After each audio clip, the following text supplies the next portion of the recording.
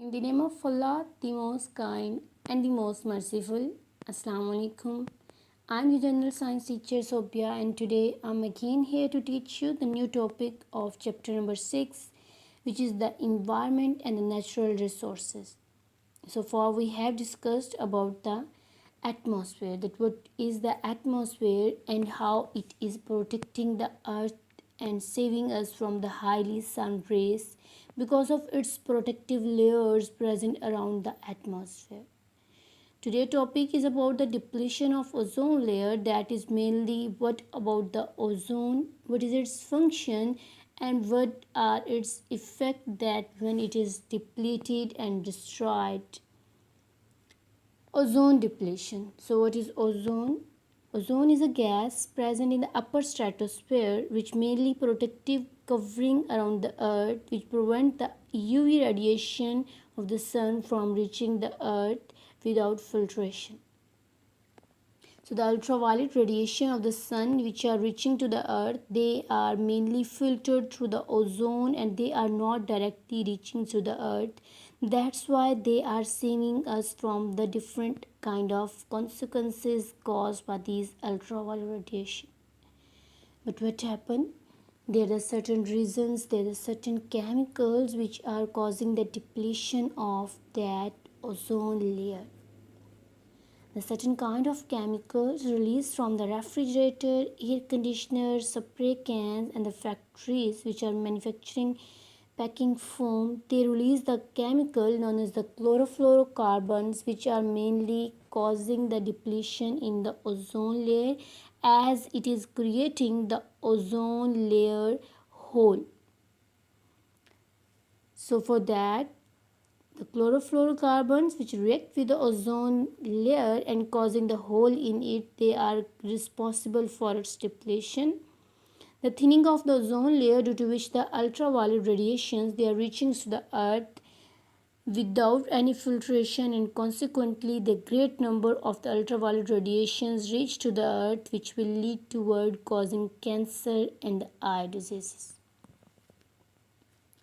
So it means that the effect of the ozone depletion is on all the living organisms, like on the human health, plants and trees, the materials, even the aquatic ecosystem, the skin problems and the disturbed plant life cycles, the destruction of the marine life. They are all affected in one and other way with the help of or due to this ozone depletion which is causing by the chlorofluorocarbon release. So because of the ozone depletion, as a number of the sun rays they are reaching to the earth, then definitely they are increasing the earth atmospheric temperature. The energy radiations and their absorption in the environments follow some pattern, that is like the sun is the biggest source of energy. So the radiation from the sun in the form of light, they are coming to the earth. These sunlight or these radiations which are coming from the sun to the earth, they have the shorter wavelength. That shorter wavelength, after striking to the earth, they are absorbed and they raise its temperature, and they are absorbing and not going back to the sun again. They are trapped in the earth and increasing the temperature of the earth.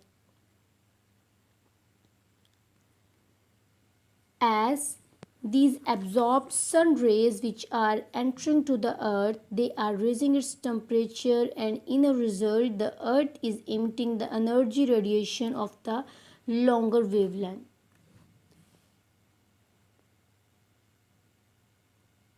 That hot earth which is reflecting the absorbed radiation in the form of long wavelength, that are mainly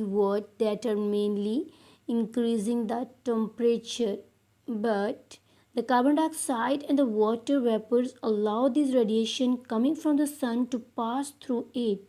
However, they prevent the reflected heat radiation of the longer wavelength from going back into the space. Thus, the atmospheric temperature is maintained as they are trapped inside the atmospheric temperature. There is another topic, that is the greenhouse effect. The greenhouse effect is what? Greenhouse is mainly a room made up of the glass. It is used to grow the plants because the solar radiation which can enter through that glass into the greenhouse. But the heat waves, as in the case of the earth, are of longer wavelength, they cannot go out of the greenhouse. This result in the higher temperature inside the greenhouse, and the phenomena is called is the greenhouse effect. Same is the case for the earth and the sun radiation. The radiation which are coming from the sun, they are of shorter wavelength, and the heat radiation, they are trapped in the earth, and they are increasing the temperature as they are not reflected back again into the space. Due to this greenhouse effect, there is increase or the rapidly increase in the earth temperature, which is creating the global warming. The atmospheric pollution due to industrialization in the modern time has increased the proportion of the carbon dioxide, chlorofluorocarbons, and the methane gases in the air. These gases produces the greenhouse effect as they are raising the earth temperature, and because of that greenhouse effect, the global temperature is also increasing rapidly. This is called as global warming, which is making this globe more and more warmer to live. The global warming and the greenhouse definitely have some adverse effect on the earth and the living organisms, like the earth climate and the weather may change rapidly. The melting of ice caps on the poles and the mountains and the excessive rain may raise the ice level or the sea level, as due to the high melting of the ice cap, which is increasing the water content. So the many coastal areas may undergo the sea because of the melting of ice cap. So it means that greenhouse, which was a room enclosed that mainly absorbed the sun radiation, travel toward the earth, but some of the energy is reflected and the rest of them is absorbed directly into the earth. The earth also emits the heat waves of the longer wavelength that go back to the space, but some of them, only some of them go back to the space, but majority of them trapped in this atmospheric layers. So greenhouse effect mainly trap most of the heat and keeping the planet warm, which is also responsible for creating the global warming. And effect of the human activities on the climate, wind, and the weather is also so adverse, as the most dangerous chemical, which was the global warming, so the most dangerous chemical, which was the chlorofluorocarbon, that is also released just because of the human activities. So are we human really bringing such things to the atmosphere that may change the global climate? What do you think? Should increasing these greenhouse gases to the human activities lead to the global warming? Or shall these changes lead to the alteration in the circulation patterns, intensity of rains, climatic conditions? Would you think that these changes become intolerable for the human and the other living at the future?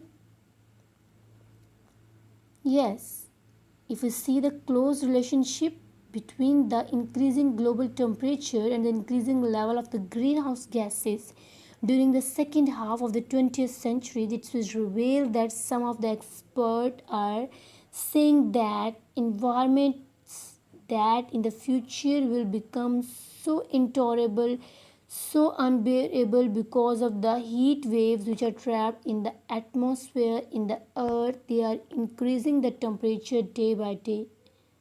The desert will expand and some areas will have the more rains and the flood that will adverse effect on the living organisms and the earth climate and the temperature. The sea level will rise due to the melting of the ice, and the climate change lead to the extinction of the many present day species. This is the huge adverse effect of the human activities on the climate, wind, and the weather. You can know that, you can see that how the climate of the earth and the atmosphere is changing, getting pollution, getting the adverse temperature, increasing the global warming in the greenhouse, all these are contributing toward the unbearable atmosphere and the ecosystem and the temperature of this earth. So this was about the greenhouse effect, the global warming and its impact on the human activities. I hope you have cleared about all the points. Thank you.